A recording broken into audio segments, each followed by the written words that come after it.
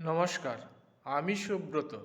গল্পকথার আসরে আপনাদের সকলকে জানাই হার্দিক অভিনন্দন, সেই সাথে প্রীতি, শুভেচ্ছা এবং অনেক অনেক ভালোবাসা। কেমন আছো বন্ধুরা? নিশ্চয়ই ভালোই আছো। আমার গল্পকথার আসর তোমাদের কেমন লাগছে কমেন্ট করে অবশ্যই জানাতে ভুলবে না। আর যদি আমার আসর ভালো লাগে তাহলে শেয়ার এবং সাবস্ক্রাইব করতে ভুলবে না। যাই হোক, বৃথা সময় নষ্ট না করে আসল কথায় আসা যাক।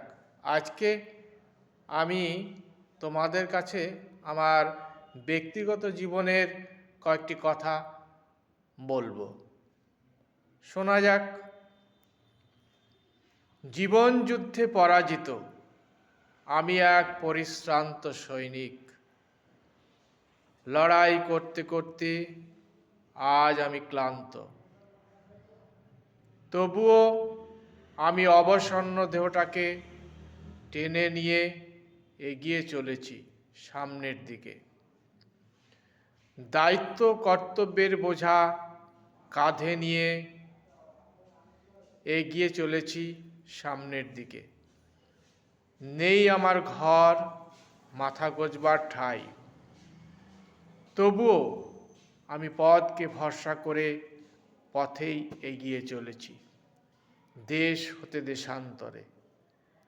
যদি পথ চলতে চলতে যদি তোমার দেখা পাই, তাহলে একটাই প্রশ্ন করব, এখনো কি মনে আছে আমাকে? দেবে কি আপন করে কাছে টেনে নিতে? আচ্ছা বন্ধু, আহার, নিদ্রা, ভয়, মৈথুন, এই চারটি জিনিস সব জিনিসেরই মধ্যে আছে। কিন্তু তবে পার্থক্য কোথায় পশুতে মানুষে?